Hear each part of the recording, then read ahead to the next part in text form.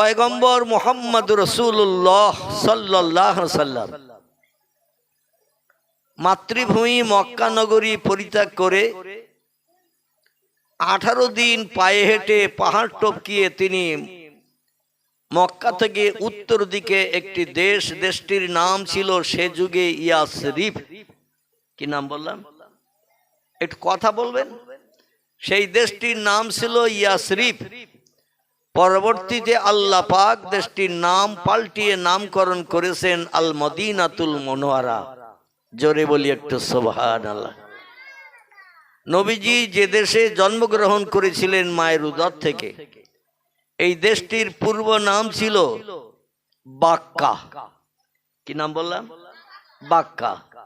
কোরআনী তথ্য এসেছে, আমি আমার নানি দাদির ইতিহাস বলছি না, কোরআনী আল্লাহ বলছেন বিসমিল্লাহির রহমানির রহিম ইন্না আউওয়ালা বাইতিন উদিয়া লিন্নাসি লাল্লাযী বিবাক্কাতা মুবারাকাও ওয়া হুদাল লিল আলামিন। একটু প্রাণ খুলে বলুন আল্লাহু আকবার। বাচ্চারা আর একটু জোরে বলো আল্লাহু আকবার। কোরআনের কথা সত্য না মিথ্যা? আর একটু জোরে বলো।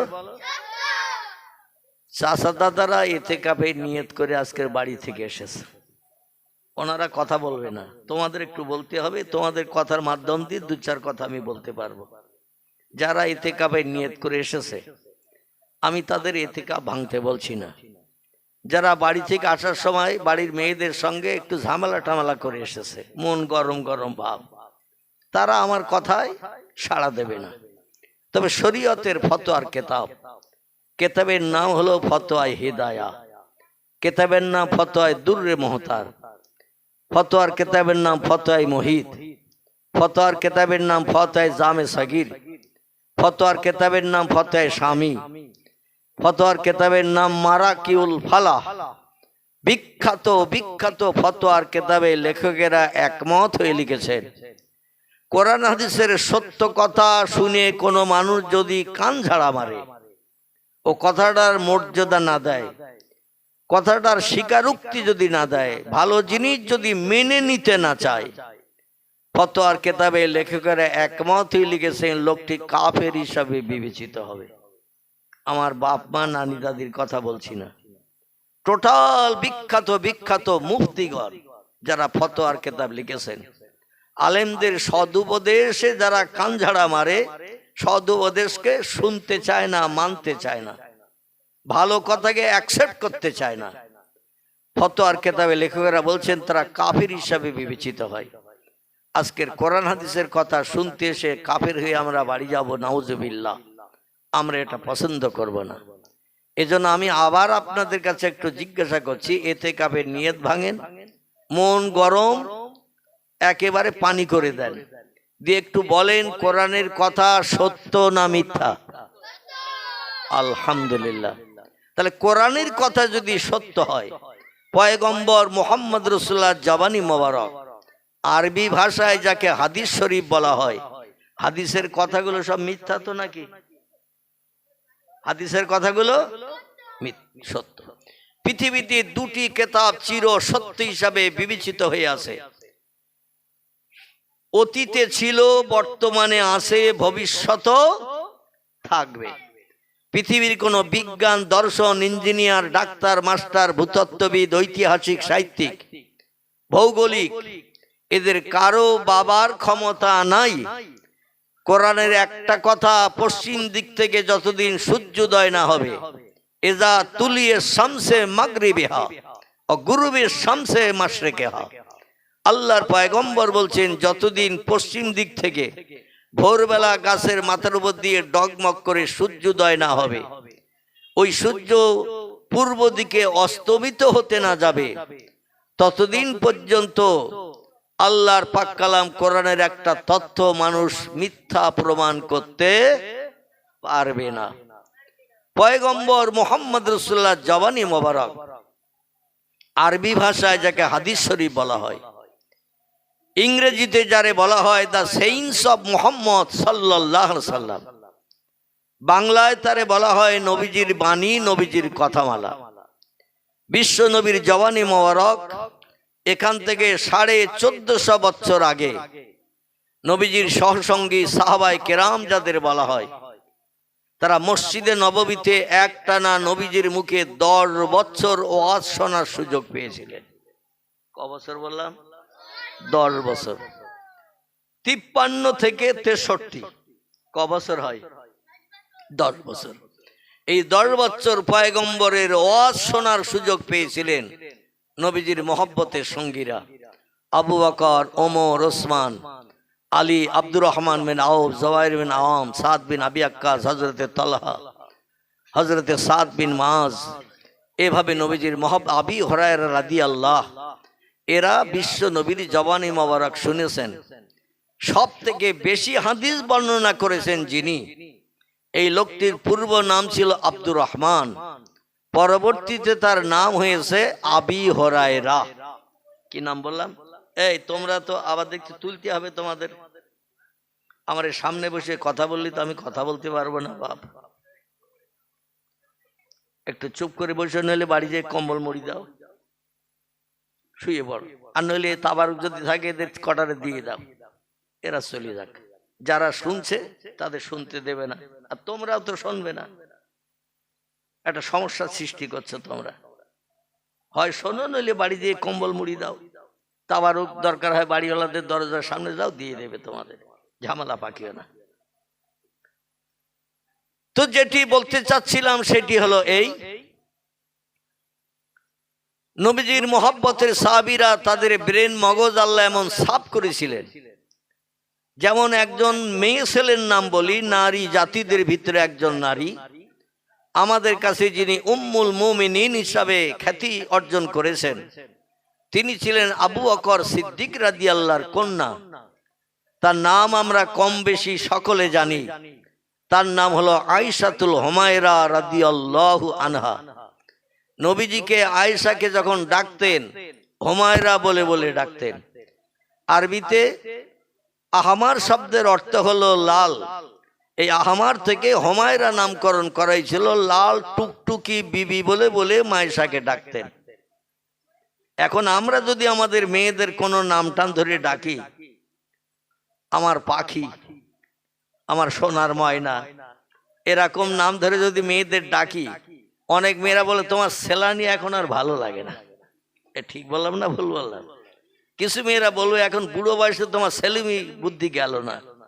কিন্তু পয়গম্বর মুহাম্মদ রাসূলুল্লাহ বৃদ্ধ বয়সী 54 বছর বয়স থেকে নিয়ে 63 বছর পর্যন্ত ক বছর হয়? 9 বছর। আলহামদুলিল্লাহ। এরকম একটু কথা বললে আমার কিছু তথ্য দিতে সুবিধা হবে।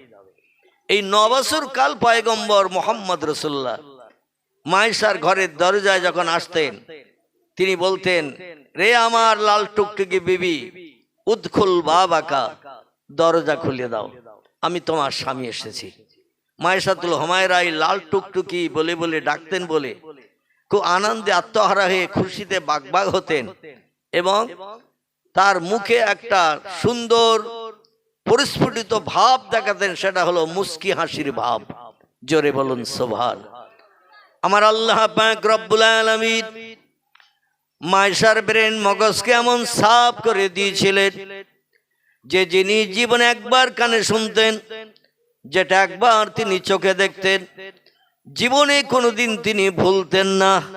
একটু জোরে বলুন সুবহানাল্লাহ। বর্ণনাকারীরা মায়েশার জীবনী লিখতে লিখতে বলেছেন, মায়েশাতুল হুমায়রা রাদিয়াল্লাহু আনহা 7 লক্ষ হাদিসের হাফেজ ছিলেন। ক লক্ষ?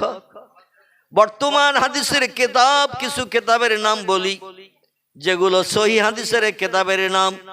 কার নাম বুখারী শরীফ, কার নাম মুসলিম শরীফ, কার নাম তিরমিজি, কার নাম আবু দাউদ, কার নাম ইবনে মাজাহ, কার নাম নাসাই, কার নাম দারমি, কার নাম দারকুতনি, কার নাম বাইহাকি, কার নাম তিবরানি, কার নাম মুত্তাই মালিক, কার নাম মিশকাতুল মাসাবি, কার নাম ইবনে হাব্বান, কার নাম আল হাকিম, কার নাম আল মুস্তাদরাক, কার নাম তারগিব, কারো বা নাম আল হাসান।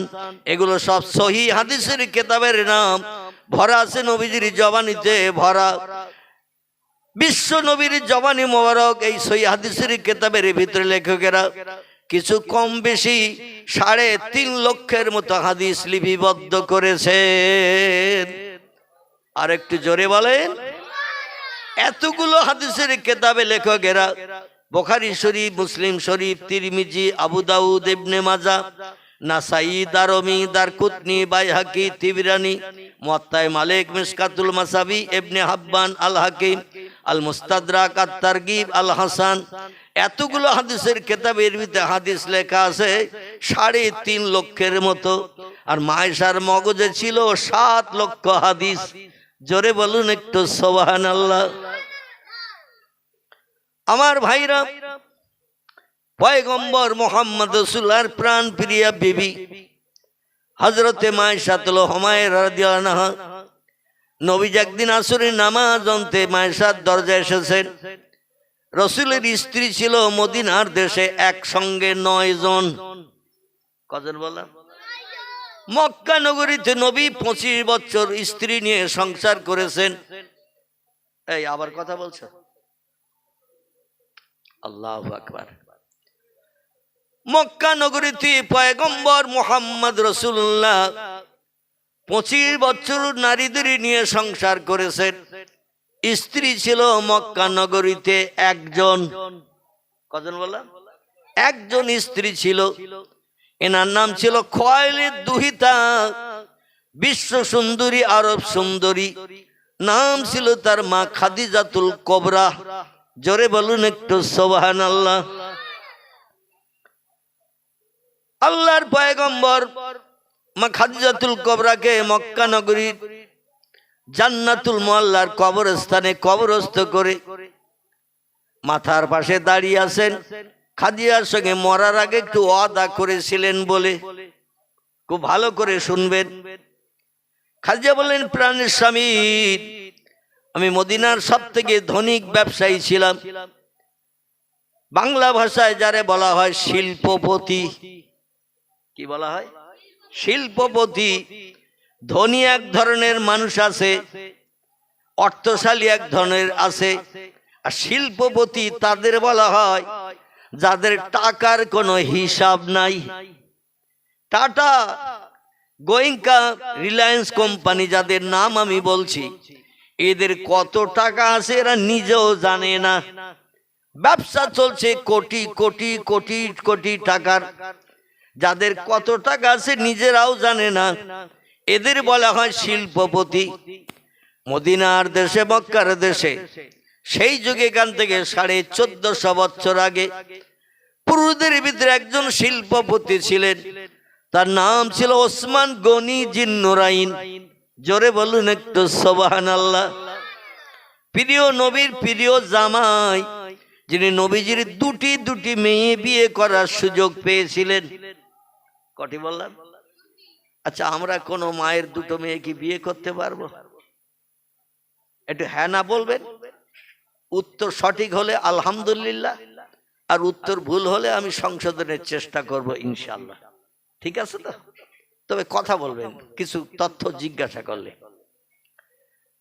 পুরুষদের ভিতরে একজন শিল্পপতি ছিলেন। তিনি নবীজির দুটি মেয়ে বিয়ে করার সুযোগ পেয়েছিলেন। এনার পিতার নাম ছিল আফফান, তার ছেলের নাম ছিল হযরতে ওসমান।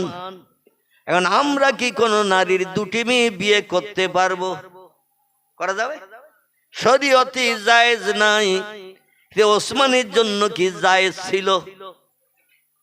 ছিল? এটা হ্যাঁ না বলবেন তো? শরীয়ত সকলের জন্য আইন এক।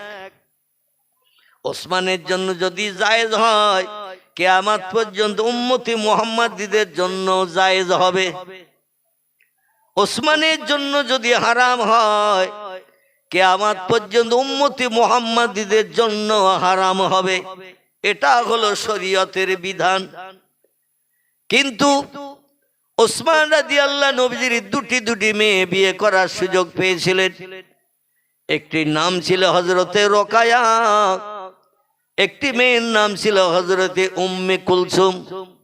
আচ্ছা, টুপ করে একটা কথা জিজ্ঞাসা করি, তথ্য মগজে ঢোকানোর জন্য নবীর মেয়ে ছিল কটি? জানেন না? আলহামদুলিল্লাহ, নবীর কন্যা ছিল 4টি। এই নবীর 4টি কন্যার প্রথম কন্যার নাম ছিল হযরতে জাইনাব, দ্বিতীয় কন্যার নাম ছিল হযরতে রোকায়া, 3 নম্বরের কন্যার নাম ছিল হযরতে উম্মে কুলসুম। আপনাদের কাছে জিজ্ঞাসা করছি, 4 নম্বরের মেয়েটার নাম কি একটু বলতে হবে? কি?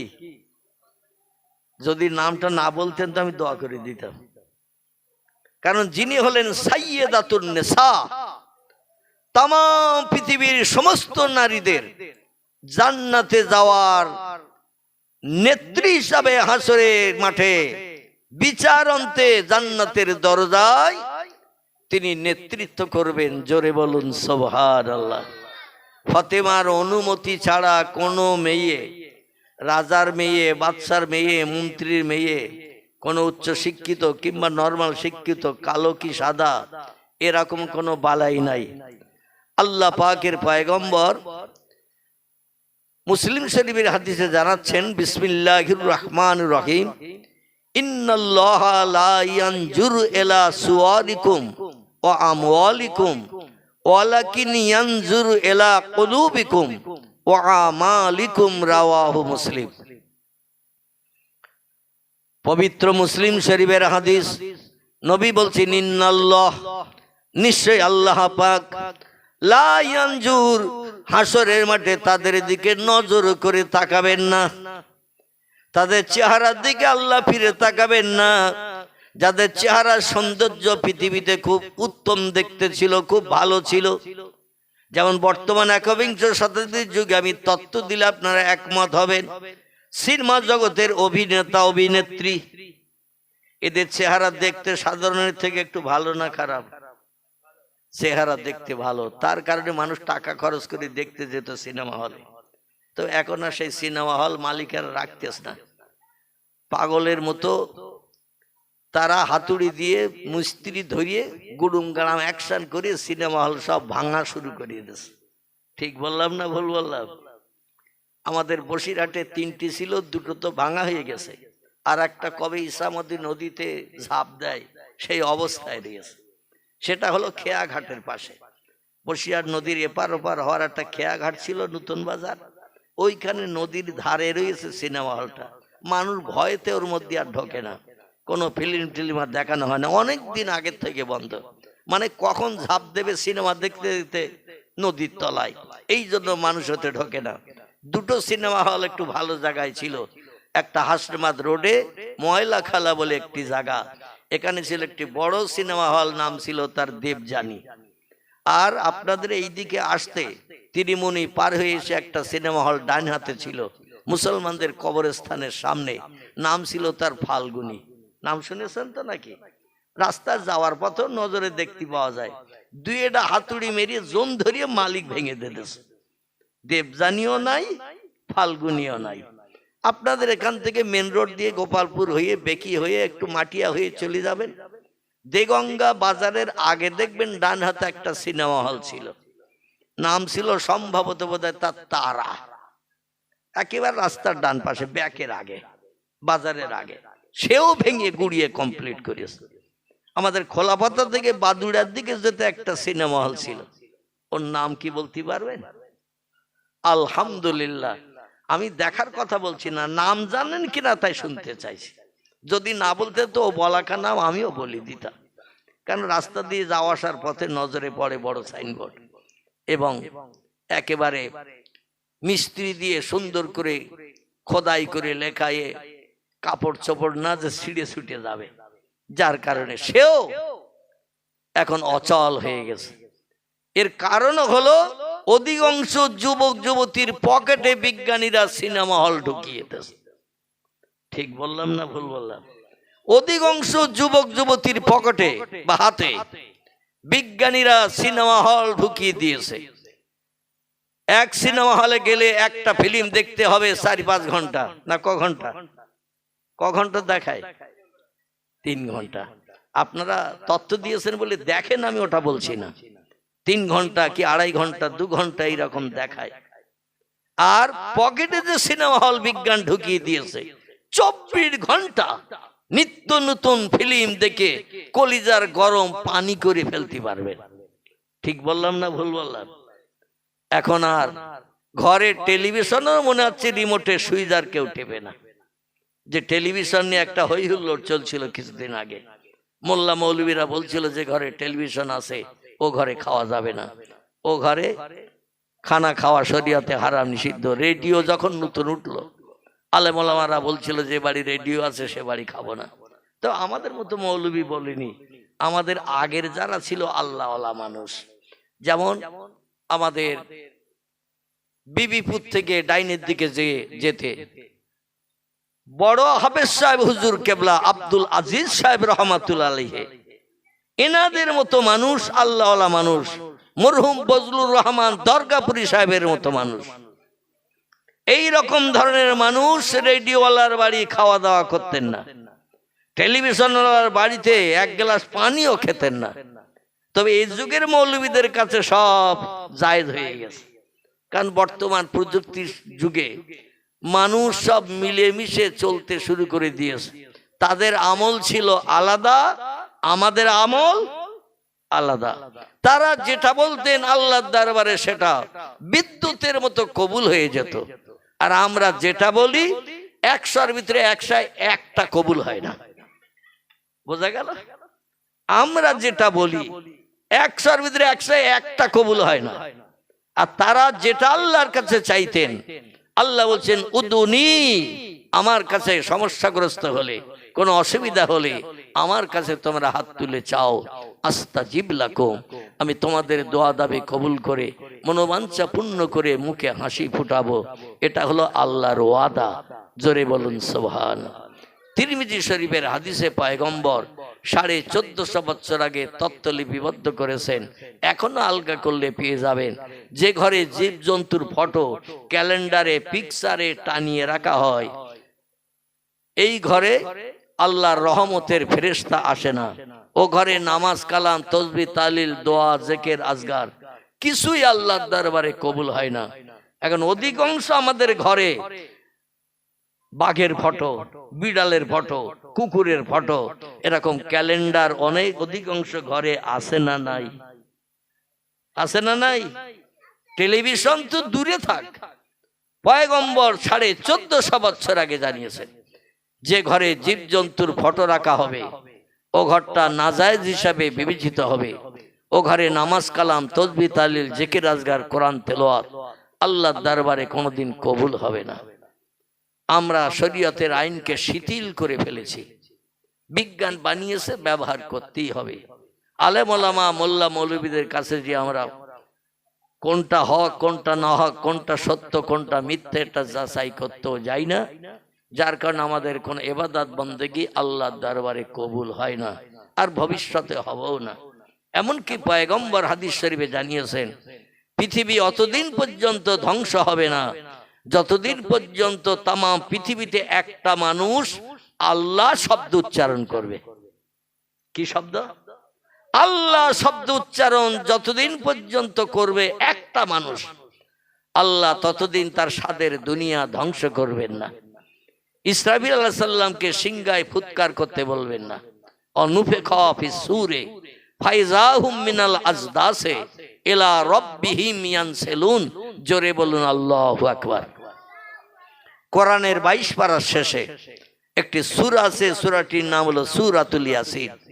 এই সূরা ইয়াসিনের ভিতরে আল্লাহ তথ্য কোট করেছেন, যেদিন পৃথিবীতে মানুষ আর আল্লাহর নাম নেবে না, হোঁচট খেলে বাপগো বলবে, খয়ের মাথায় হোঁচট খেয়ে নখ উল্টে গেলে মা গো বলে আওয়াজ করবে, প্রধানের নাম করবে, মেম্বারের ডাকবে, আল্লাহর নামটা জবান উচ্চারিত হবে না।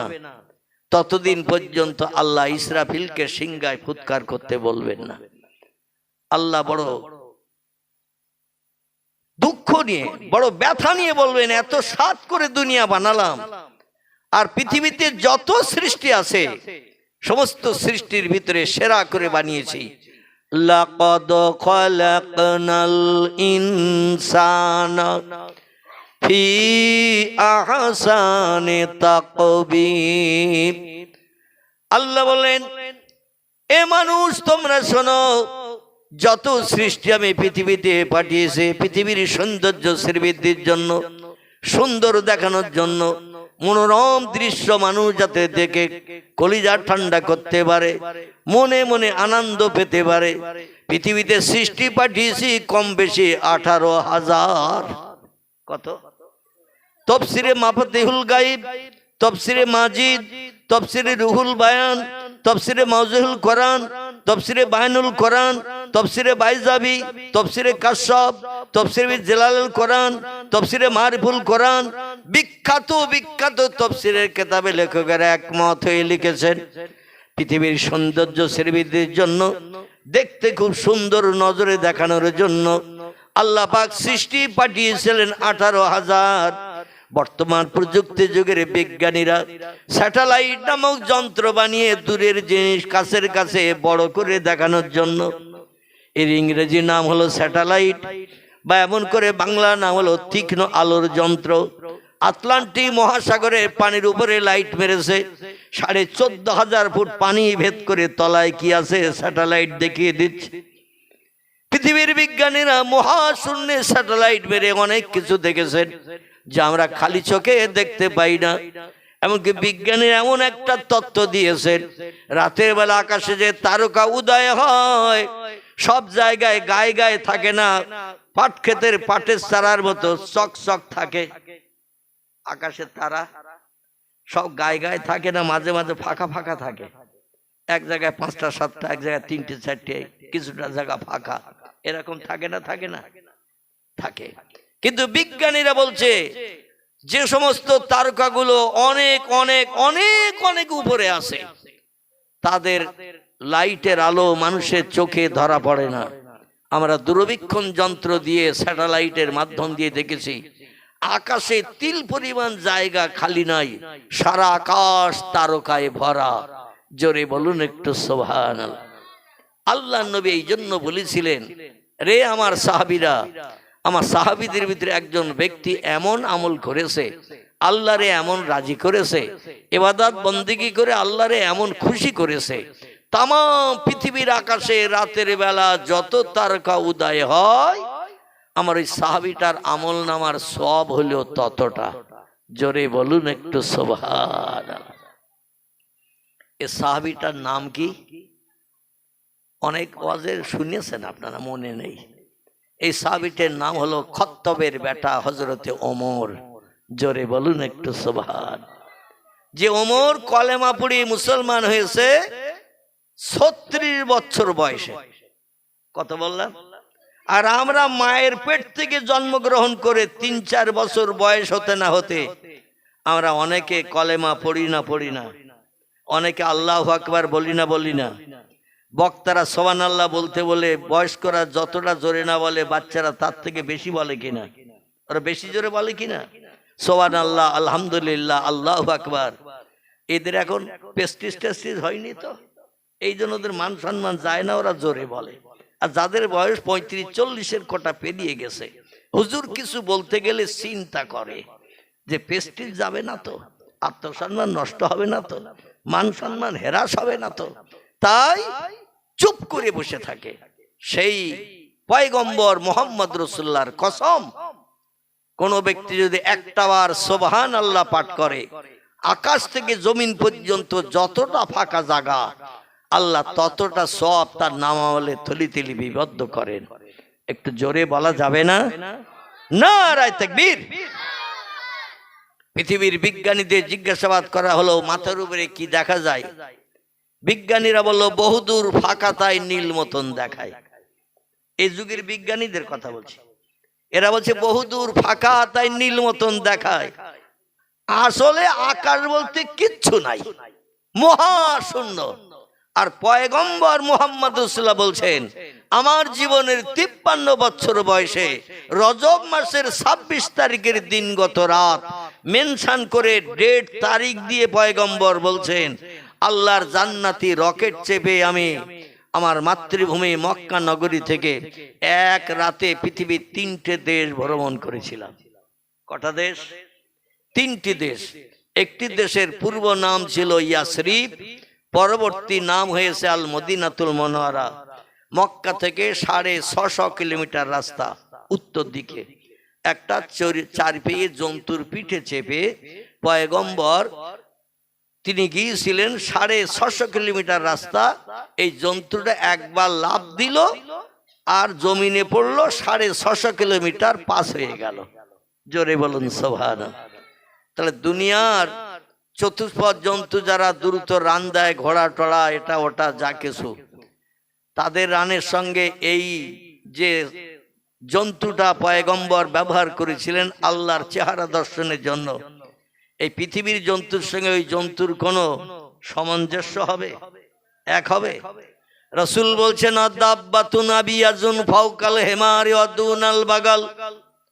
এই পৃথিবীর মানুষ রজব মাসের 26 তারিখের দিনগত রাত আমি মুহাম্মদ রাসূলুল্লাহ জীবনের 53 বছর বয়সে কাবা শরীফের চাতলের পূর্ব দিকে আমাদের দিক যেটি, আমরা যেদিকে বসবাস করি হিন্দুস্তানের মানুষ, এই দেশে মুসলমানদের সংখ্যা তাম পৃথিবীর সব দেশের থেকে বেশি। ঠিক বললাম না ভুল বললাম? পৃথিবীতে বর্তমান 57টি মুসলিম দেশ আছে। কোন দেশে ভারতবর্ষের মুসলমানের মতো সংখ্যা এত মুসলমান কোন দেশে নাই। আমাদের দেশে সরকারি হিসাবে 20 থেকে 22 কোটি, বেসরকারি হিসাবে 30 থেকে 34 কোটির কথা বলা হয়েছে। আমাদের পাশে পূর্ব দিকে একটি দেশ, দেশটির নাম হলো বাংলাদেশ, মুসলমানদের দেশ। ও দেশে শতকরা 95% মুসলমান বসবাস করে। তাদের দেশে মুসলমানের সংখ্যা বর্তমান 17.5 থেকে 18 কোটি। আমাদের দেশের উত্তর পশ্চিমে একটি মুসলিম দেশ, দেশটির নাম হলো পাকিস্তান। এ দেশে মুসলমানের সংখ্যা এখন 14 কোটির মতো। আমাদের ভারতের পশ্চিম উত্তর পশ্চিম আরেকটি দেশ, দেশটির নাম হলো আফগানিস্তান। সেখানে মুসলমানদের সংখ্যা 4.5 থেকে 5 কোটির মতো। ইরাকে মুসলমানদের সংখ্যা 7 কোটির মতো। কুয়েতে মুসলমানদের সংখ্যা 75 লক্ষের মতো। আমার ভাইরা, সৌদি আরবে মুসলমানদের সংখ্যা 7.5 কোটির মতো। কোন দেশে ভারতের মুসলমানদের মতো সংখ্যায় এত মুসলমান পৃথিবীতে বর্তমান কোন দেশে নাই। আমরা বিশ্ব নবীর সেরা উম্মতের দাবিদার। এই জন্য ইতিহাস আলগা করলে দেখা যায় আল্লাহ পাক মক্কা মুকাররমার পূর্ব দিকে যে দেশটি, আরব সাগরের পূর্ব দিকে যে দেশটি, এই দেশটির নাম হলো হিন্দুস্তান কিংবা ভারতবর্ষ নামকরণ করা হয়েছে। এই দেশের দিকে আল্লাহ বিশ্ব নবীর মাতৃভূমিতে যত নেয়ামত দান করেছেন, সব নেয়ামত গুলো আল্লাহ আমাদের দিকে দিয়ে রেখেছেন। নারায়ে তাকবীর। যদি বলেন হোয়াট ইজ দ্য ডকুমেন্ট, তার বাস্তব প্রমাণ, তাহলে আমাকে একটু এগিয়ে যেতে হবে আপনাদের নিয়ে। আল্লাহ পাক যত নেয়ামত মক্কা শরীফে কাবার আশেপাশে রেখেছেন, সব নেয়ামত গুলো অনুদান গুলো আমাদের দিকে দিয়ে রেখেছেন। কারণ পয়গম্বর মুহাম্মদ রাসূলুল্লাহ মাইশাতুল হুমায়রা, যার কথা পূর্বে বলছিলাম, ইনি 7 বছর বয়সে নবীজির সঙ্গে বিবাহ বন্ধনে আবদ্ধ হয়েছিলেন। ক বছর বললাম? 7 বছর বয়সে। আর 9 বছর বয়সে তিনি যখন প্রাপ্তা হলেন, সাবালিকা হলেন, আল্লাহ নবীর ঘর সংসার করতে তিনি নবীজির কাছে চলে এসেছিলেন। বিয়ের পরে 2 বছর তিনি অপ্রাপ্ত বয়স্কা ছিলেন।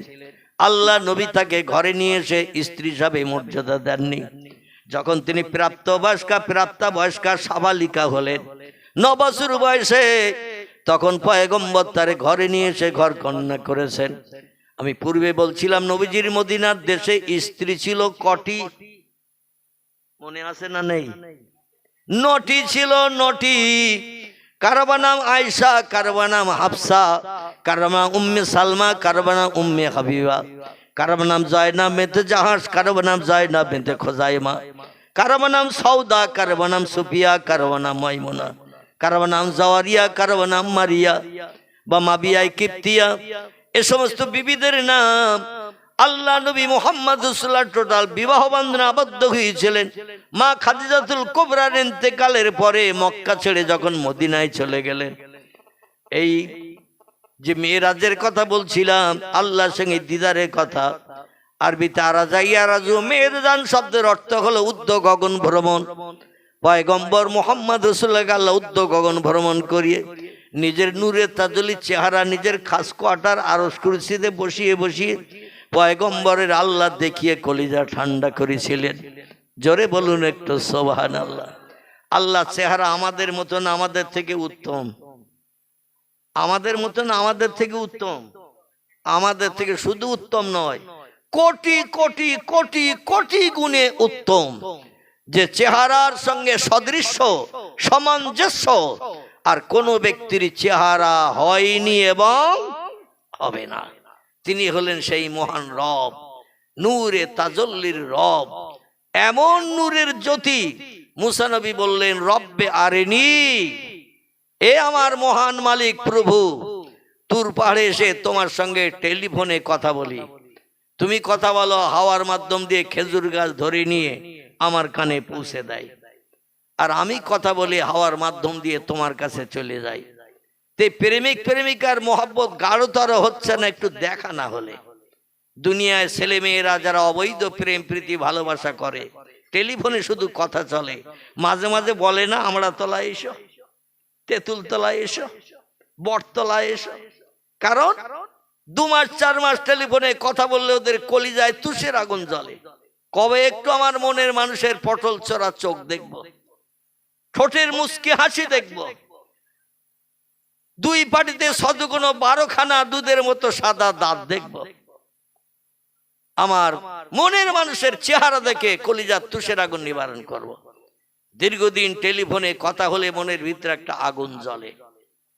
পয়গম্বর মুসা নবী বললেন, শুধু টেলিফোনে কথা হয়, সমস্যার সমাধান নিয়ে আবার চলে যায় মিশরের দেশে। এই দুরন্ত পথ পাড়ি দিয়ে মিশর থেকে মাদায়েনে আসি। তুর পাহাড়টা হলো মাদায়েনের দেশে। এই দেশটি হলো মুসা নবীর শ্বশুর বাড়ির দেশ। কি দেশ বললাম? মুসা নবীর শ্বশুর বাড়ির দেশ। এই দেশটির নাম মাদায়েন। আর মুসা নবীর নিজের মাতৃভূমির দেশ হলো মিশর। দুটি দেশ পাশাপাশি। তো মুসা নবী আল্লাহর সঙ্গে যখন কথা বলতে যেতেন, এই মিশর পাস করে মাদায়েনে যেতে হতো। এখনো আছে সেই তুর পাহাড়, মিশরে নয়, মাদায়েনের দেশে। তো যখন কোনো সমস্যায় পড়তেন, বিপদে মুসিবতে পড়তেন, শত্রুদের কাছে প্রশ্নের সম্মুখীন হতেন, মুসা নবী দৌড়িয়ে যেতেন সেই তুর পাহাড়ে। তুর পাহাড়ের কাছে একটা খেজুর গাছ ছিল। বর্ণনাকারীরা বলছেন এখনো গাছটা বেঁচে আছে। জোরে বলুন সুবহানাল্লাহ। বয়স হয়েছে কিছু কম বেশি 4500 বছর। ক বছর? এখনো বিশ্বনবী মুহাম্মদ রাসূলুল্লাহকে সিরিয়ার দেশে ব্যবসা করতে যাওয়ার পথে একটা মরা গাছ আল্লাহ জিন্দা করে দিয়েছিলেন। মরা গাছ 200 বছর মরিয়েছিল। ক বছর? 200 বছর রাস্তার ধারে মরে দাঁড়িয়েছিল। আমাদের বসিরহাট বারাসাত যে মেন রোড, এই রোডের মাঝে মাঝে দেখবেন গাছ মরিয়ে দাঁড়িয়ে থাকে না, মরে গেছে, ডালপালানি দাঁড়িয়ে আছে, পাতা টাতা নাই। এই রকম মরা গাছ দাঁড়িয়ে আছে 200 বছর। এই গাছের তলায় একজন খ্রিস্টান পাদ্রী, নাম হলো তার বোহায়রা। কোন বা বর্ণনাকারী বলেছেন তার নাম হলো নস্তুরাস। বর্ণনাকারীরা দুজনের নাম বলেছেন, এই দুজনের যে কোনো একজন। কিতাবটির নাম হলো আসাহুস সিয়ার, টাইটেল 2য় বর্ষে পড়ানো হয় এই সিরাতের কিতাবটি। কিতাবটির নাম হলো আসাহুস সিয়ার। কলকাতা আলিয়া মাদ্রাসায় টাইটেল 2য় বর্ষে পড়ানো হয়। এই কিতাবের থেকেই আমি তথ্য দিচ্ছি আপনাদের কাছে। বর্ণনাকারী 2 জন ব্যক্তির নাম কোট করেছেন। একটা নাম হলো বোহায়রা, একটা নাম হলো নস্তুরাস। ও ঈসা নবীর জমানার আসমানি কিতাব ছিল যেটি, কিতাবটির নাম ছিল ইনজিল। কি নাম বললাম? ইনজিল। বর্তমান তার নাম হয়েছে বাইবেল। কি নাম? বাইবেল। এখন আবার সেই কিতাবের নতুন নাম হয়েছে নিউ টেস্টামেন্ট। কি নাম বললাম? New testament. আগে নাম ছিল ইনজিল, পরে নাম হয়েছে বাইবেল, এখন আবার নতুন নাম দিয়েছে খ্রিস্টানিরা নিউ টেস্টামেন্ট। মানে ওল্ড টেস্টামেন্ট পুরনো বাইবেল, নিউ টেস্টামেন্ট নতুন বাইবেল। আচ্ছা, পুরনো বাইবেল যদি নতুন বানানো হয় তাহলে কিছু তথ্য তো কাটাকুটির দরকার আছে নাকি? একই কথা যদি থাকবে তাহলে একই নাম থাকবে, ওল্ড টেস্টামেন্ট, পুরনো বাইবেল কিংবা বাইবেল। কিন্তু তারা এখন যে বাইবেল বানিয়েছে, যেখানে হাডি হাডি কথাগুলো, কড়া কড়া আইনগুলো বাইবেলে লেখা ছিল ইনজিলে, সেগুলো কাটাকাটি করে খ্রিস্টানরা এখন নরমাল করে দিয়ে দিয়েছে, যাতে সব খ্রিস্টানের পক্ষে মেনে চলার সুবিধা হয়। জোরে বলুন একটু নাউজুবিল্লাহ, একটু জোরে বলুন নাউজুবিল্লাহ। পৃথিবীতে সব থেকে উচ্চ শিক্ষিত হলো এই খ্রিস্টানিরা। বর্তমান একবিংশ শতাব্দীর যুগের কথা বলছি। পৃথিবীতে খ্রিস্টানিরা হলো সব থেকে উচ্চ শিক্ষিত। তাদের ঘরে একটা মূর্খ পাওয়া যায় না, সব শিক্ষিত। এই শিক্ষিত ব্যক্তিরা ধর্মগ্রন্থের রূপ পরিবর্তন করেছে, পুরনো বাইবেল কাটাকুটি করে নরমাল করে দিয়েছে। উদ্দেশ্য সবার পক্ষে যেন নরম আইন মেনে চলতে সুবিধা হয়। কারণ কড়া আইন যদি মানতে না পারি, পরকালে স্রষ্টার কাছে ধরা পড়তে হবে, আর ধরা পড়লে বিপদগ্রস্ত হব। এজন্য আইন সবাই মিলে কেটে কেটে একটু নরম করা হোক। কারণ ওদের দেখা দেখি উচ্চ শিক্ষিত যারা ধর্মগ্রন্থের আইন একটু নর্মাল লোয়ার কোয়ালিটির করেছে, সাধারণ করে দিয়েছে কড়া কড়া আইনগুলো। আমরা ওদের দেখা দেখি করে যদি আমাদের ধর্মগ্রন্থ কোরআন, পূর্ণ কোরআনকে যদি নিউ কোরআন বানাই, তাহলে আমাদের সুবিধা হবে না অসুবিধা হবে? ধান্দায় পড়ে গেছেন, কি হবে? ওরা তো উচ্চ শিক্ষিত, তাম পৃথিবীতে সব থেকে সেরা শিক্ষিত খ্রিস্টানিরা। এদের ভিতরে 100-র ভিতরে 100 জন শিক্ষিত, হাজারে হাজার জন শিক্ষিত, মূর্খ নেই ওদের ভিতরে। তারা জ্ঞানের মাধ্যম দিয়ে ধর্মগ্রন্থের রূপ পাল্টিয়ে ফেলেছে। পূর্ণ বাইবেল এখন নিউ মডেলের বানিয়েছে, কড়া কড়া আইনগুলো কাটাকুটি করে নরম করেছে। আমরা ওদের শিক্ষার দিকে দৃষ্টি করে আমাদের ধর্মগ্রন্থ যদি কোরআন শরীফ এখন পূর্ণ না নতুন, বাস্তব দৃষ্টিতে আমরা দেখলে বুঝতে পারবো কোরআন পৃথিবীতে এসেছিল 1450 বছর আগে। কত বছর? 100, 200, 300, 350, 400 না। কোরআন আল্লাহ তরফ থেকে হেরা পাহাড়ে প্রথম এসেছিল, এখান থেকে 1450 বছর আগে। আর নবীজির জীবনের 8ম হিজরিতে, মানে মৃত্যুর 2 বছর আগে, 8ম হিজরিতে রসুল যখন মক্কা শরীফে হজ করতে এসেছিলেন, 1,25,000 মুসলমানদের সাথে করে নিয়ে মদিনা থেকে মাতৃভূমি দেখতে এলেন এবং হজের কাজ আদায় করতে আসলেন। এই হজ হয় কোথায় একটু নাম বলেন তো? না, হজের নামাজটা কোথায় হয় এই জায়গাটার নাম জিজ্ঞাসা করছি। এই জায়গাটির নাম হলো আরবিতে আরাফাত। কি নাম বললাম? আরাফাত। আরাফ শব্দের বাংলা অর্থ হলো একে অপরের পরিচয়ের স্থান। আরাফা ইয়ারাফু আরাফাতান শব্দের বাংলা অর্থ হলো একে অপরের সঙ্গে পরিচয় হয়েছে 350 বছর কাঁদাকাটির পর। ক বছর? 350 বছর স্বামী স্ত্রী আল্লাহর হুকুমের খেলাপ করার কারণে, ওই গন্ধম ফল ভক্ষণের কারণে পেশাবের বেগ লেগে গেল, পায়খানার বেগ লেগে গেল। আদম সফিউল্লাহ ভুল করেননি, ভুল করেছিলেন তার বিবি। আর বিবির ভুল করার কারণ হলো মেয়েরা একটু বেকা হাড়ের তৈরি। কি হাড়ের বললাম? বাড়িওয়ালারা আবার খেতে দেয় কিনা সন্দেহ হচ্ছে আমার। মেয়েরা হলো বেকা হাড়ের তৈরি। তার কারণ হলো আদম নবীর বাম পাজরের একটা হাড় জিবরিল আমিন ঘুমন্ত অবস্থায় বার করে নিয়ে আল্লাহ কোন শব্দ ব্যবহার করে একটা নারীকে বানালেন তার পাশে, নাম হলো তার হযরতে মা হাওয়া। আচ্ছা, শরীরে কি সব বেকা হাড়? এই পাজরের হাড়গুলো ছাড়া আর বাকি হাড়গুলো সব সোজা সড়ক। হাতের পোষা থেকে নিয়ে কনুই পর্যন্ত হাড় বেকানা সোজা, কনুই থেকে কাঁধ পর্যন্ত হাড়টা বেকানা সোজা, পায়ের গোছ থেকে নিয়ে হাঁটু পর্যন্ত হাড় বেকানা সোজা, আর হাঁটু থেকে নিয়ে কোমর পর্যন্ত হাড় বেকানা সোজা। মেরুদণ্ডের যে হাড় পিঠির দিকে আছে এটা বেকানা সোজা, অধিকাংশ হাড় সোজা। কিন্তু আদমের দেহের ভিতরে আল্লাহ পাক কিছু বেকা হাড় দিয়ে বানিয়েছিলেন, নাম হলো তার পাঁজরের হাড়। কিসের হাড়? একটা ছাগল কিংবা কোনো কিছু ভেড়া টেড়া জবাই করার পরে, গরু জবাই করলে তো আরো ভালো হয়, চামড়া ছাড়ালে দেখবেন পাঁজরের হাড়গুলো এই হাতের মতো সোজা না একটু ধনুক মার্কা বেকা? কি বেকা না সোজা? আল্লাহু আকবার, বেকা।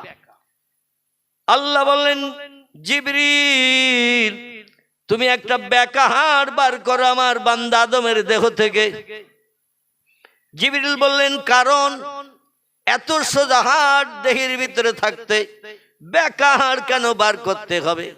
আল্লাহ বলেন, এই বেকা হাড় দিয়ে আমি নারী জাতি বানাবো, যাতে তারা সব সময় বেকা বেকা চলতে সুবিধা পায়। তো এখানকার মেয়েরা সব সোজা হাড়ের, এদের নামে বদনাম দেব না, কারণ আমার আবার দুটো খাওয়ার বিষয় আছে, ঠিক কি না? শেষ পর্যন্ত বলে খাওয়া দাওয়া শেষ হয়ে গেছে, হুজুরের বাড়ি যেয়ে অন্য দিনের মতো খেতে হবে।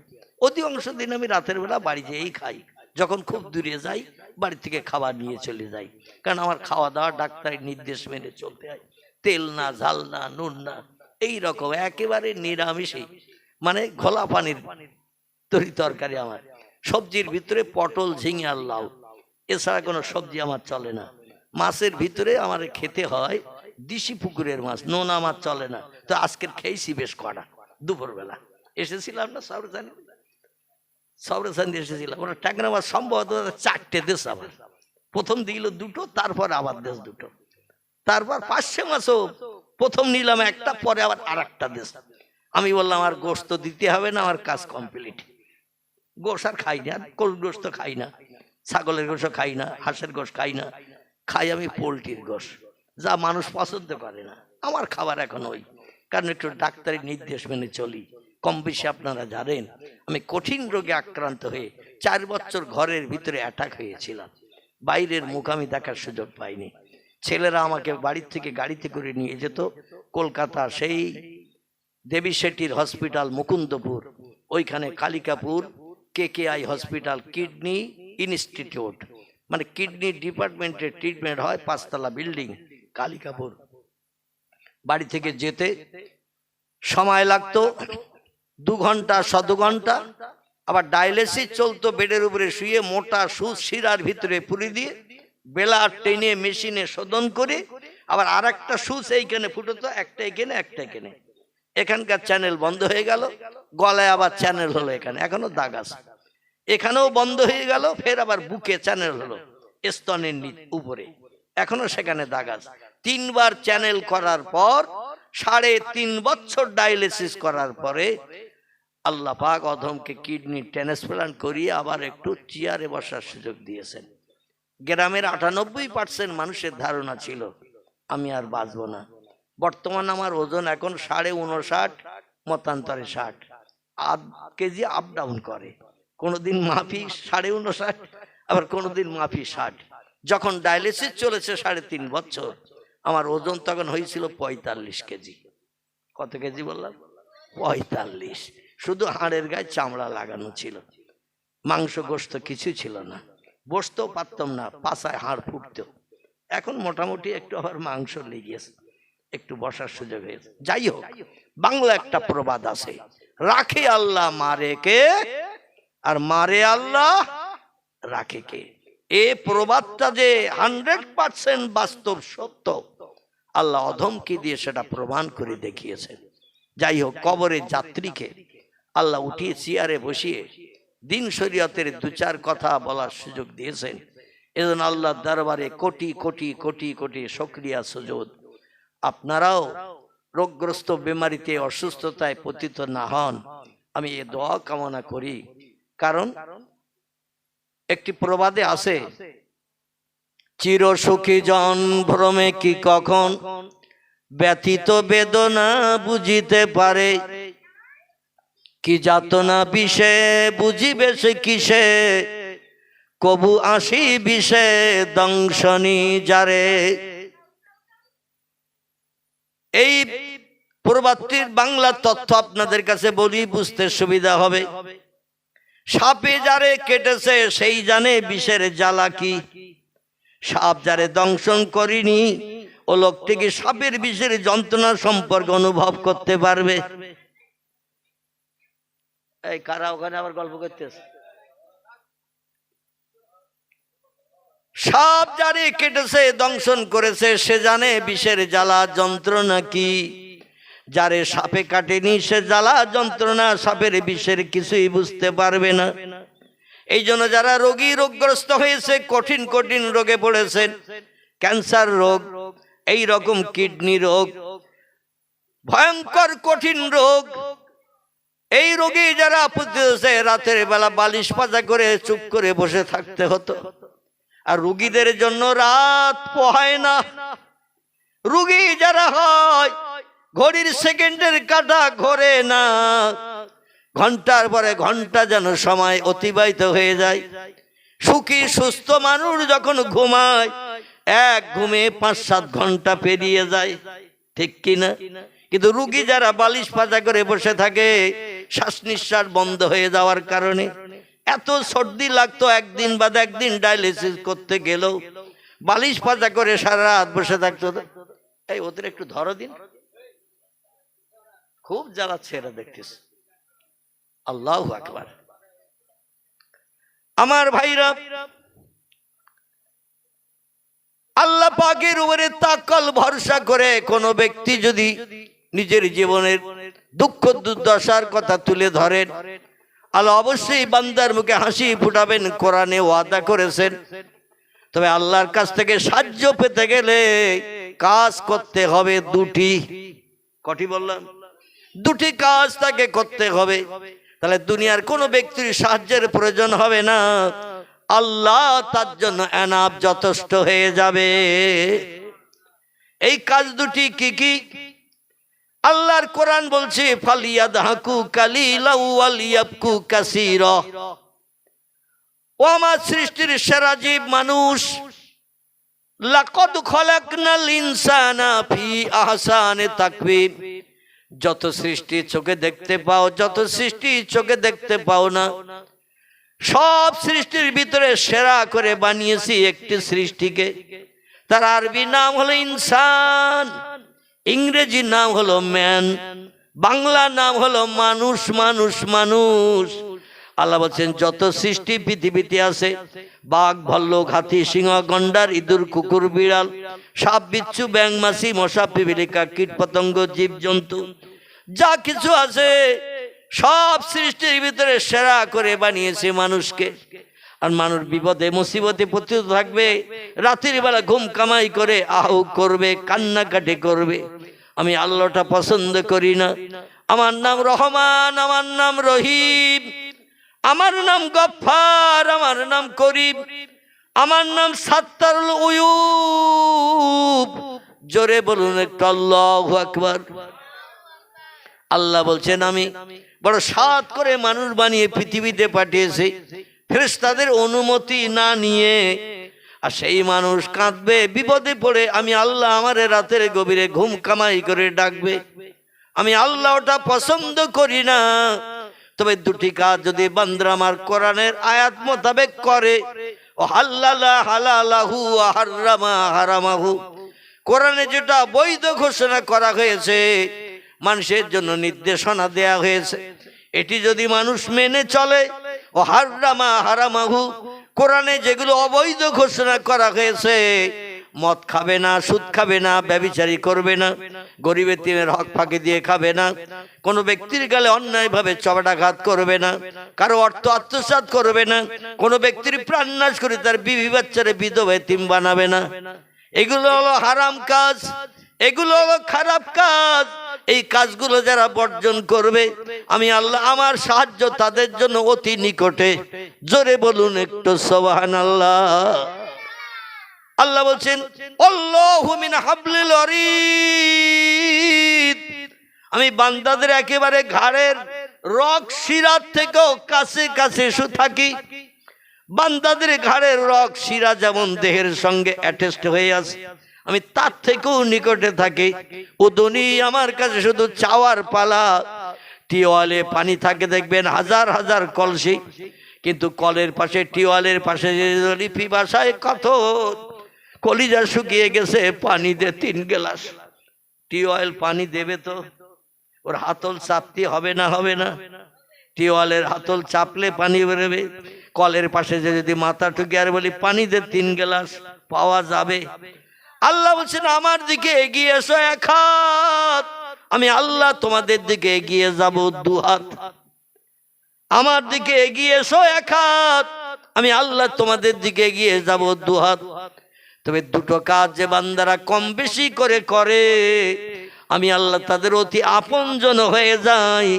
মান কানা লিল্লাহ, যে লোকটা আমি আল্লাহ আমার আপন হয়ে যায়, আমার হুকুমের মান্যতা দেয়, কোরআনের নির্দেশনা মোতাবেক চরিত্র গঠন করে চলে, কানাল্লাহু লাহু, আমি আল্লাহ তাদের আপন হয়ে যাই। তাদের কোনো সমস্যা সমাধানের জন্য মেম্বারের কাছে যেতে হবে না, প্রধানের কাছে যে হাত পাততে হবে না, থানার ওসির পায়ে জড়িয়ে ধরতে হবে না, গ্রামের কোনো ব্যক্তির কাছে যে রাতের গভীরে যুক্তি নিতে হবে না। আল্লাহ তাদের জন্য এনাফ, আল্লাহ তাদের জন্য যথেষ্ট। চিল্লাই বলুন একটু সুবহানাল্লাহ। সাহায্য যদি পেতে চাও, 2টি কাজ একটু কম বেশি করে করে নাও।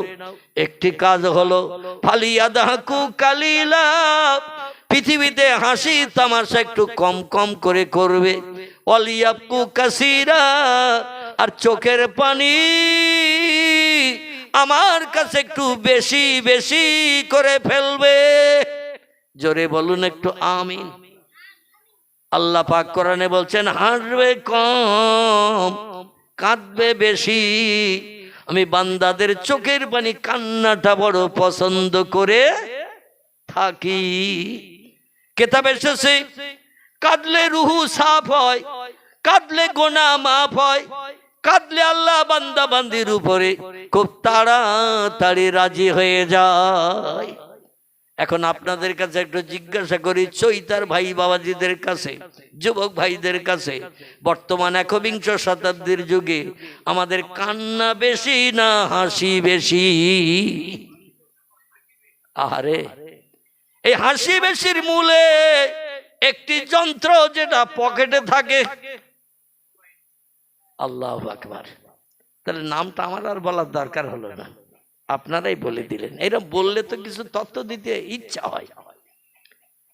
পকেটের ভিতরে যে মেশিনটা পাওয়া যায়, এর ইংরেজি নাম হলো মোবাইল, বাংলা নাম হলো কথা বলার যন্ত্র। এই মেশিনটা যদি কারো কাছে থাকে, মুখে হাসির আর কোনো লোকের প্রয়োজন আছে নাকি?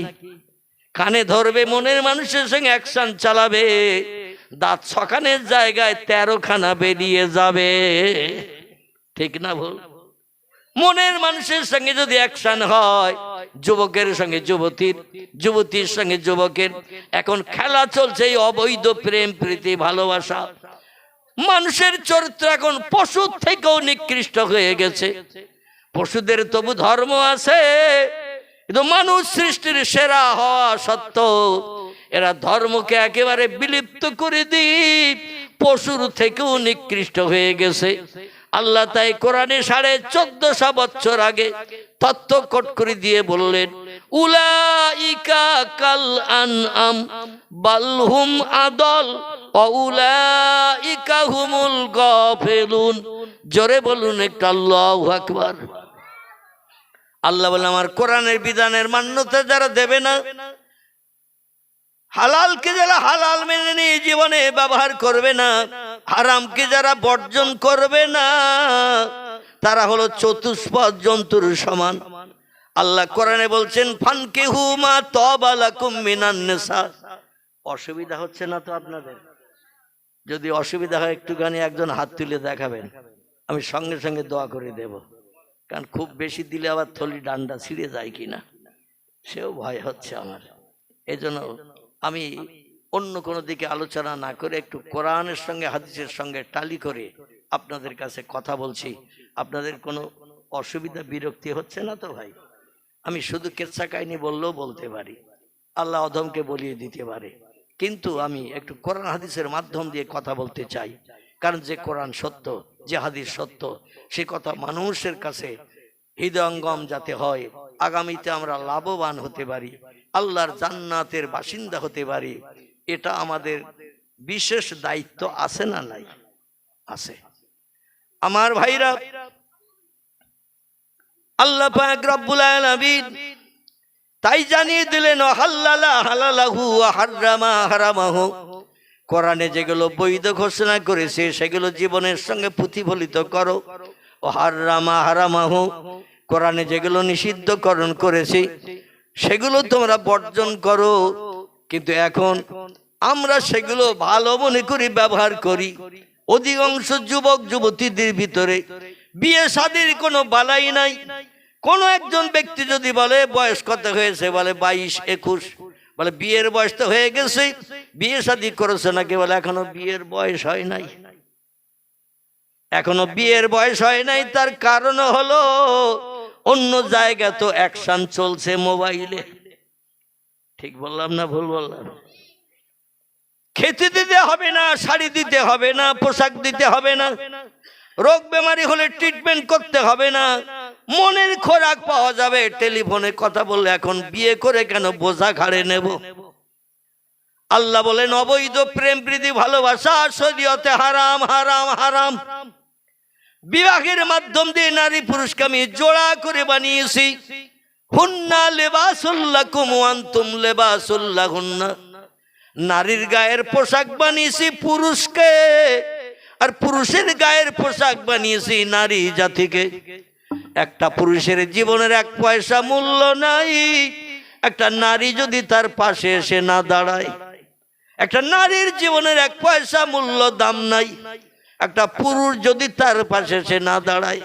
আল্লাহ এই জন্য জোড়া করে বানিয়ে দিয়েছেন। আর জীবন যৌবনের ক্ষুধা নিবৃত্তির জন্য আল্লাহ বিয়ের বন্ধনটা দিয়ে দিয়েছেন।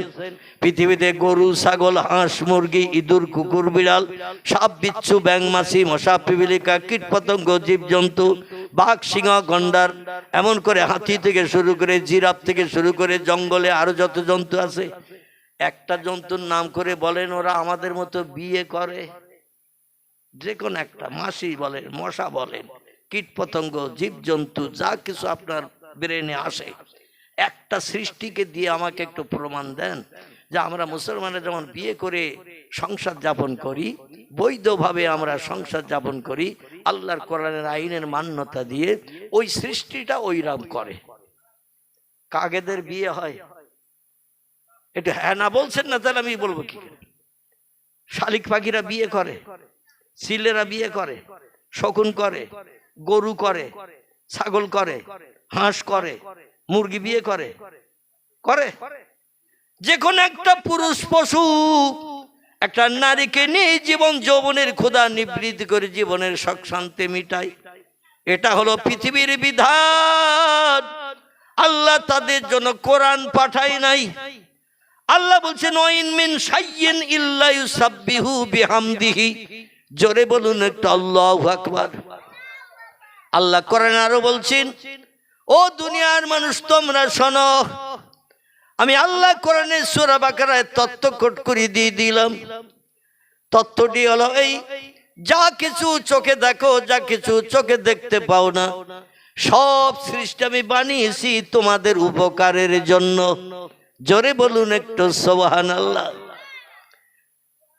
আল্লাহ বলছেন লাকুম জামিয়া, একটা দুটো পাঁচটা নয়, যা কিছু চোখে দেখো, যা কিছু চোখে দেখতে পাও না, সব তোমাদের উপকারের জন্য বানিয়েছি। আর তোমাদের জন্য আমি আল্লাহ একটা হুকুম করেছি, ওমা খলাকতুল জিন্না ওয়াল ইনসা ইল্লা লিয়াবুদুন। বাঘের নামাজ পড়তে হবে না, ভল্লুকের নামাজ পড়তে হবে না, হাতির রমজানের রোজা রাখতে হবে না, সাপের এমন করে ইতিকাফে নিয়ত করে মসজিদে 10 দিন থাকতে হবে না। সব সৃষ্টি বানিয়েছি মানুষের উপকারের জন্য। মানুষ যখন জারি যা বলবে তারা তাই শুনতে বাধ্য হবে। শর্ত হলো মানুষকে আমি আল্লাহ আমার একটু আপন হতে হবে। বোঝা যাচ্ছে তো? আল্লাহ বলেন মানুষ তোমরা শুধু আমার আপন হও। মুয়াজ্জিন যখন মসজিদ আজান দেবে, দুনিয়ার সব কাজে লাথি মেরে আমার জমিনে একটু কপাল ঠেকিয়ে নাকে ধোলা মাখিয়ে একটু আমার নামের তসবিহ পড়বি। সুবহানা রাব্বিয়াল আলা, সুবহানা রাব্বিয়াল আলা। এখানকার মসজিদে বোধহয় অন্য পড়ে। তাম পৃথিবীতে যত মসজিদ, সব মসজিদে সেজদার তসবিহ এক, ঠিক না ভুল? সব পৃথিবীতে যত মসজিদ রুকুর তসবিহ সব এক না আলাদা? সুবহানা রাব্বিয়াল আযীম, সুবহানা রাব্বিয়াল আযীম, এই তসবিহটা এক। আল্লাহ বলেন এই তসবিহটা একটু পাঠ করবে, বিবি বাচ্চার মায়া ছেড়ে, শান্তির সোজা বিছানায় লাথি মেরে, ঘুমকে হারাম করে, আমি আল্লাহ মুয়াজ্জিন আজান দিলে একটু দৌড়িয়ে ছুটে আসবে আমার এজামতির জন্য। তাহলে তোমরা আমার আপন হয়ে গেলে, আমার হুকুম মানলে, আর আমি আল্লাহ তোমাদের হয়ে গেলাম। জোরে বলুন সুবহানাল্লাহ। এরপরও যদি তোমাদের কিছুর প্রয়োজন হয়, আমি আপন হওয়ার পরও যদি কিছুর প্রয়োজন হয়, তাহলে তোমরা হাসি তামাশা একটু কম কম করে করবে। রাসূল বলছেন পৃথিবী হলো কান্নার জায়গা, তিরমিজি শরীফের হাদিস। নবী বলছেন পৃথিবী হলো কান্নার জায়গা, হাসির জায়গা হলো আল্লাহর জান্নাত। জান্নাতে যখন যাবেন কোটি কোটি কোটি কোটি বছর শুধু হাসি আনন্দ ফুর্তি করে কাল কাটাতে পারবেন। সেখানে কোনোদিন দুঃখ আসবে না, ব্যথা আসবে না, অভাব আসবে না, কোনো রোগ শোক আসবে না, জ্বালা যন্ত্রণা আসবে না। সেখানে শুধু শান্তি আর শান্তি, সুখ আর সুখ। জোরে বলুন একটু সুবহানাল্লাহ। এমনকি তিরমিজি শরীফের হাদিসে পয়গম্বর বলছেন আল্লাহর ডাকে সাড়া দিয়ে মুয়াজ্জিন আযান দিল, হাইয়া আলাস সালাহ, হাইয়া আলাল ফালাহ। এখানে বলে তো মসজিদে নাকি? বলে তো নাকি আযানের আওয়াজ? আযানের আওয়াজ দুটির বাংলা অর্থ হলো হাইয়া আলাস সালাহ, নামাজের জন্য ধাবিত হও, বিবি বাচ্চার মায়া ছাড়ো, কাজকর্ম পরিত্যাগ করো, দোকানের শাটার টেনে দাও, চারবার বন্ধ করে দিয়ে আজান হয়ে গেছে, আল্লাহর যেমন দির জন্য অগ্রসর হও। হাইয়া আলাল ফালাহ, ওই নামাজের ভিতরে তোমাদের কল্যাণ নিহিত আছে, উপকার নিহিত আছে। আল্লাহরে আপন বানাতে পারলে সব সমস্যার সমাধান আল্লাহ করে দেবেন। ডাক্তারের কাছে যেতে হবে না, মাস্টারের কাছে যেতে হবে না, বুদ্ধিজীবীর কাছে যেতে হবে না, আমি আল্লাহই তোমাদের জন্য যথেষ্ট। আর একটু জোরে বলেন আমার ভাইরা। তিরমিজি শরীফের হাদিসে পয়গম্বর আরো একটা তথ্য দিয়েছে, আমরা যখন রুকুর পরে সামি আল্লাহু লিমান হামিদা বলে ঠেলে উঠি, এক তসবিহ 3 তসবিহ পরিমাণ দাঁড়িয়ে থাকতি, তারপরে আল্লাহু আকবার বলে সেজদায় যাইতো নাকি? আল্লাহ কোরআনে বলছেন ওয়ারকাউ মার রাকিন ওয়াসজুদু মাস সাজিদিন। ইমাম যদি রুকুতে যায় তোমরা দাঁড়িয়ে থেকো না, ইমামের দেখা দেখি তোমরা রুকুতে যাও। ইমাম যদি সেজদায় যায় ওয়াসজুদু মাস সাজিদিন, ইমাম যদি সেজদায় যায় তোমরা রুকুতে হ্যাট হয়ে থেকো না, তোমরা উঠে ইমামের সঙ্গে দেখা দেখি তোমরাও সেজদায় চলে যাও। ইমামের অনুসরণ অনুকরণ যদি করো, ইমামের নামাজ কবুল হয়ে গেলে মুক্তাদি তোমাদের সকলের নামাজ আমি আল্লাহ কবুল করে নেব। জোরে বলুন একটু সুবহান। আচ্ছা, সেজদায় যখন যাই আমরা এই সুবহানা রাব্বিয়াল আলা কবার পড়ি? কবার? কমপক্ষে 3 বার। ঊর্ধ্বপক্ষে ইমাম যদি 3 বার পড়ে, মুক্তাদির 3 বার হবে, কারণ ইমাম তো কোরআনের হাফেজ বলুন, কারি বলুন, মুফতি বলুন, কোরআন শরীফ সব সময় পড়ে, হাদিস শরীফও পড়ে, আরবি ভাষা যারা পড়ে অনর্গল আরবিতে তাড়াতাড়ি পড়তে পারে। যারা আরবি ভালো জানে না, একটা ওয়ার্ড বলে দিলে ওদের অন্তত 10 বার লাগবে ওটা ঠিক করে মুখস্থ করতে, ঠিক কি না? এই জন্য ইমামতি যারা করে প্রতিদিন 5 বার করে তসবিহ পড়ার কারণে ওদের পড়াটা হ্যাবিট হয়ে গেছে না যায় নাই। আর ইমাম যদি 3 বার পড়ে ওঠে, অনেক মুসল্লির 1.5 বার হবে কিংবা 2 বার হবে, 3 বার হবে না। এই জন্য ইমামকে একটু তসবিহ পড়তে হয় কমপক্ষে 5 বার, কমপক্ষে 7 বার কিংবা 9 বার। ফতোয়ার কিতাব এসেছে ইমামকে একটু বেশি করে পড়তে হবে। তার কারণ হলো সব মুসল্লিদের এই আরবি ভাষার তসবিহগুলো শুদ্ধভাবে না পড়লে মানে মতলব পাল্টে যাবে, সওয়াব হওয়া যেমন তেমন গুনাহ হবে। এই জন্য তসবিহগুলো খুব ভালো করে আমাদের শিক্ষণীয় বিষয় আছে, শিখে নিতে হবে।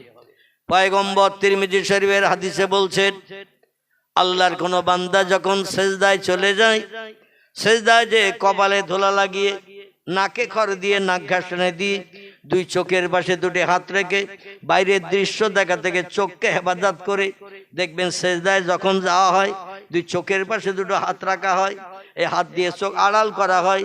চোখ এখন বাইরে কিছু দেখতে যেও না, কারণ আল্লাহ তোমার সামনে দাঁড়িয়ে আছে।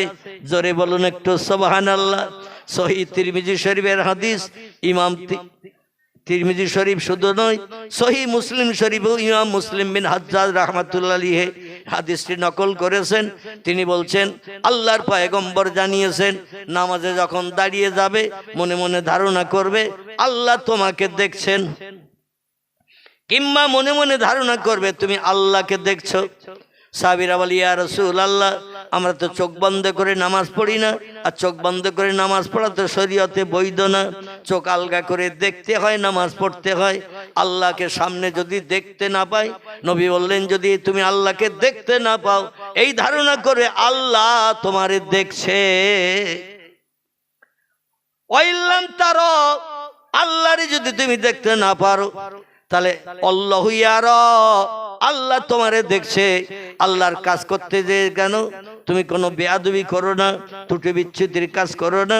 কারণ কাজ যদি জমির মালিক মজুরি ধরে যদি তাদের কাছ থেকে ভালো করে সামনে থেকে বুঝে নেয়, যারা মজুরি খাটে এরা কি ফাঁকি দিতে পারবে বলে মনে হয়? জমির মালিক আলী বসে রয়েছে, 5 জন লোক লাগিয়েছে কাজে। এখনো যদি কাজ দেখে যারা কাজ করছে, ওরা সেদিন একটু ভালো কাজ করবে না খারাপ করবে? যেদিন মালিক আসবে না সেদিন খেজুর তলায় বসে থাকবো 1.5 ঘন্টা।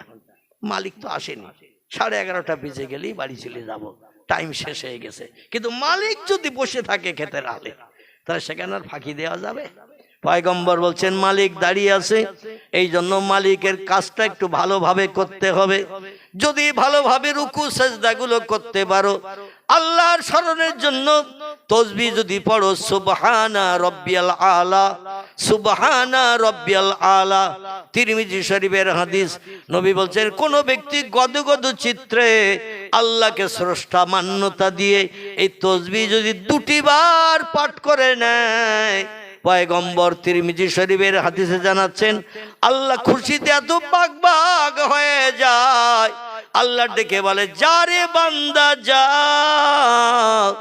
আমি তোদের সারা জীবনের গুনাহ মাফ করে বেগুনাহ মাসুম বানিয়ে দিলাম।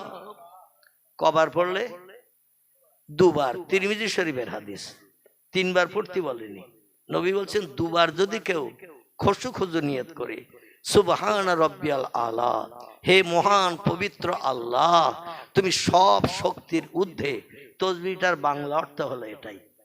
তাসবিহটা আরবি ভাষায় সুবহানা রাব্বিয়াল আলা, এর বাংলা অর্থ হলো, হে মহান পবিত্র আল্লাহ, তুমি খাও না, ঘুমাও না, পেশাব করো না, পায়খানা করো না, স্বামী স্ত্রী মিলন নাই, দেহ ফ্র্যাকচার হয় না, তুমি সব সময় পবিত্র। জোরে বলুন একটু আমিন। শুধু পবিত্র তুমি নও, বরং সব শক্তির ঊর্ধ্বে তোমার উপরে ক্ষমতার কারো আছে না নাই? নাই, আছে। আল্লাহর উপরে ক্ষমতার কারো আছে? নাউজুবিল্লাহি মিন জালিক। আল্লাহর উপরে ক্ষমতার কারো নাই। এই কথাটা বান্দা সেজদায় যেই যদি কপালে ধুলা লাগিয়ে নাকে খড় দিয়ে যদি 2 বার পড়ে, আল্লাহ এত খুশি হয়ে যায় বান্দার উপরে। পয়গম্বর বলছেন, আল্লাহ ডেকে বলে, যা রে বান্দা যা, আমি তোর সারা জীবনের গুনাহ মাফ করে দিয়ে বেগুনাহ মাসুম বানিয়ে দিলাম। তোর ঠিকানা হবে আমার জান্নাত। জোরে বলুন একটু সুবহানাল্লাহ। আজকের মুয়াজ্জিন আজান দেয়, 72 বছরের সলিমউদ্দিন বুড়ো চাচা মসজিদে যায়। মুয়াজ্জিন আজান দেয়, আব্দুল করিম দাদা 82 বছর বয়স, তিনি লাঠি নিয়ে খুটখুট করতে যায়। আর আমরা যারা নামাজ পড়তে পারি, দ্রুত মসজিদে যেতে পারি, আমরা কোনোদিন মসজিদের দিকে রাস্তা দিয়ে যাওয়ার সময় ফিরেও তাকাই? একটু কথা বলবেন। আমরা মসজিদে দিকে একটু ফিরেও তাকাই, পাশ দিয়ে কবরস্থানের পাশ দিয়ে গাড়ি চালিয়ে বাড়ি যাই, বাড়ি থেকে মার্কেট বাজারে যাই, ব্যবসায় যাই, কবরস্থানের পাঁচিলের ধার দিয়ে যাই, ভিতরের দিকে একবার কি ফিরে তাকাই?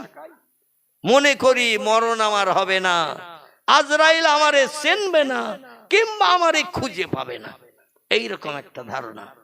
আল্লাহ কোরআনে বলছেন কুল্লু নাফসিন যায়কাতুল মাউত, প্রত্যেকটি প্রাণীর মরণের আস্বাদ চাকানো হবে, মরণের হাত থেকে কেউ নিষ্কৃতি পেতে পারবে না। অতএব এসেছি পৃথিবীতে, আসার সিরিয়াল আছে, বড় ভাই, মেজ ভাই, সেজ ভাই, ছোট ভাই, আছে না সিরিয়াল পরস্পর? কিন্তু যাওয়ার কোনো সিরিয়াল আছে নাকি ভাই? যাওয়ার কোনো সিরিয়াল নাই। কখন কার সামনে আজরাইল এসে হাজির দেবেন আমরা কেউ জানি? যদি জানতাম তো শ্বশুর বাড়ি অন্তত 11 মাস থেকে যেতাম ঘর জামাই হয়ে। কারণ বাড়ি এসে আজরাইল চাবি মোড়া দেবে, বিবি বাচ্চারা বিধবা এতিম বানাবে, শ্বশুর বাড়িতে 11 মাস ঘর জামাই হয়ে থাকি।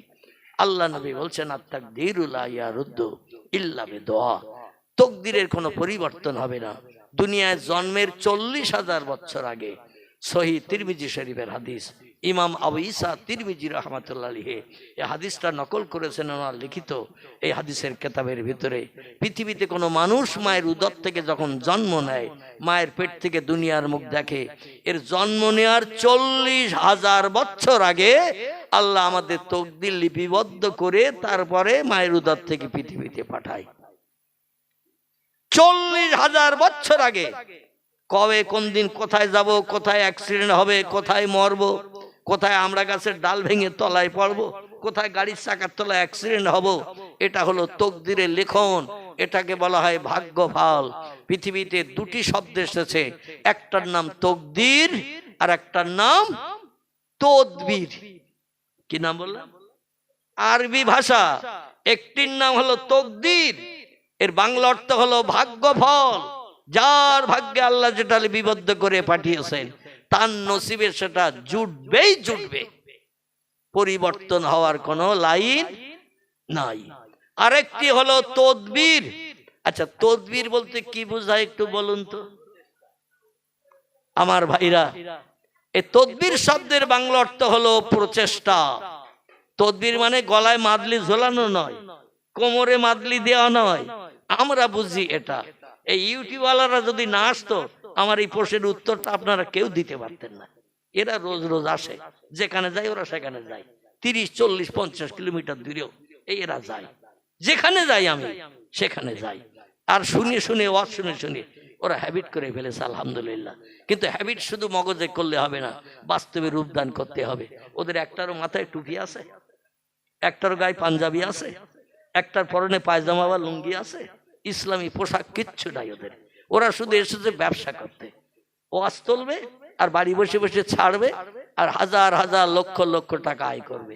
আমি কোনোদিন ওদের বলিনি 1 টাকা আমারে দিস, ওদের জিজ্ঞেস করে বলেছি কি? যদি বলতে পারে আমি কানমলা খাবো, জীবনে আর কথা বলবো না, কোনোদিন কাউকে বলিনি। করবি কর, অসুবিধা নাই, ওয়াজ শুনে মুখস্থ করছিস কর, কিন্তু ওয়াজটার মর্যাদা দিতে হবে তো নাকি? কি খারাপ লাগতেছে? ওয়াজের মর্যাদা দিতে হবে। ওয়াজ শুনবে কিন্তু তুমি ইসলামের আইন কানুন মানবে না, শুধু তুলে নিয়ে ব্যবসা করবে, অবশ্যই এর কৈফিয়ত কবরে গেলেই শুরু হবে, তারপরে হাসর, তারপরে জান্নাত জাহান্নাম পরকাল।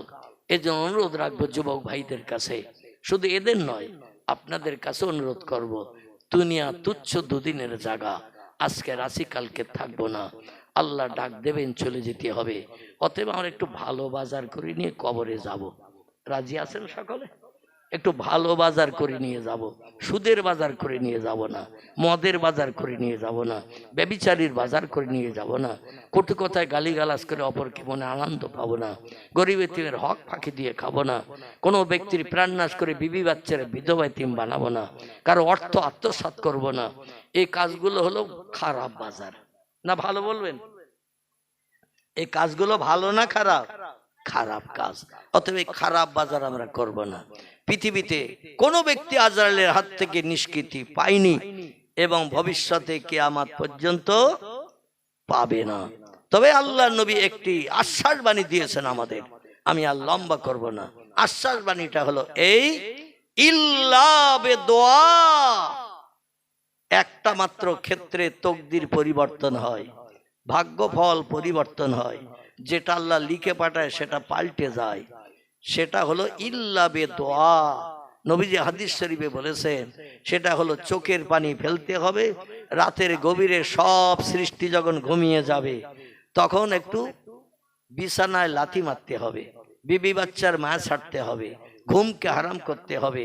রাত্র দ্বীপ্রহরের পর থেকে নিয়ে ফজরের আজানের আগ পর্যন্ত, এই বাপ চুপ কর, শেষ করে দিস, ফজরের আজানের আগ পর্যন্ত জায়নামাজের পাটিতে দাঁড়িয়ে 4 রাকাত মতান্তরে 6 রাকাত নামাজ একটু আদায় করে নেবেন। গভীর রাতের নামাজটা আল্লাহর কাছে খুব প্রিয়। মানুষ যখন আনন্দ করে, ফুর্তি করে, শান্তির ঘুমে ঘুমায়, দেহের ক্লান্তি দূর করে, এই সময়টা যে ব্যক্তি আল্লাহরে রাজি করে, রাতের গভীরে ঘুমকে হারাম করে, আল্লাহ তাদের খুব তাড়াতাড়ি আপনজন হয়ে যায়। জোরে বলুন একটু সুবহানাল্লাহ। এই রাতের গভীরে নামাজটার নাম কোরআনের 15 পারায় আল্লাহ একটি সূরা দান করেছেন। সূরাটির নাম হলো সূরাতুল বনি ইসরাইল। কি নাম বললাম? সূরাতুল বনি ইসরাইল।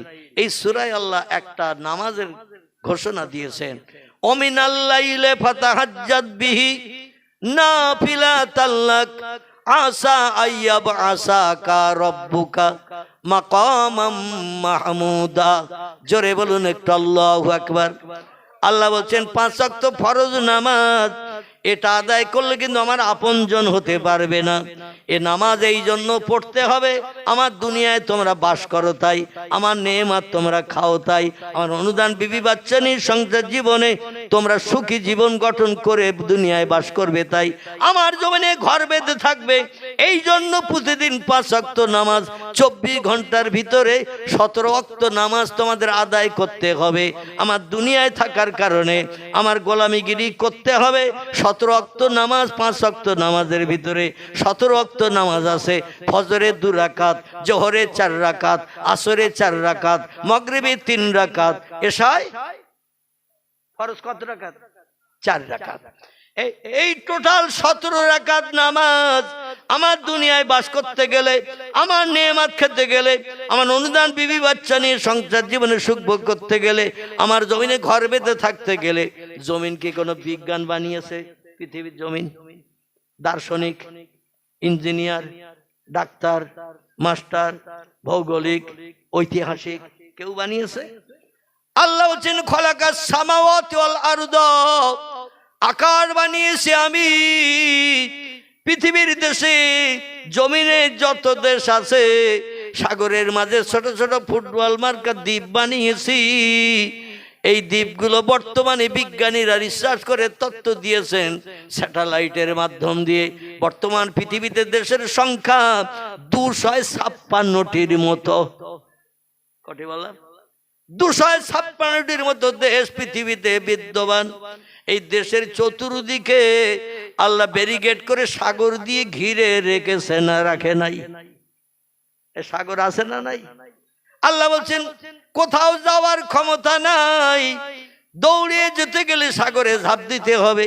আর কামড়, কুমির, হাঙর, জলহস্তি, তিমি মাছ বড় বড় আছে, আলুর বস্তার মতো উদর পূর্ণ করে তোমাদের খেয়ে নেবে। একজন পয়গম্বরকেও ছাড়েনি, নাম তার ইউনুস নবী। টাইগ্রিস নদী পার হতে যাচ্ছিলেন, সঙ্গীরা তারে ঠেলা মেরে নদীতে ফেলে দিল।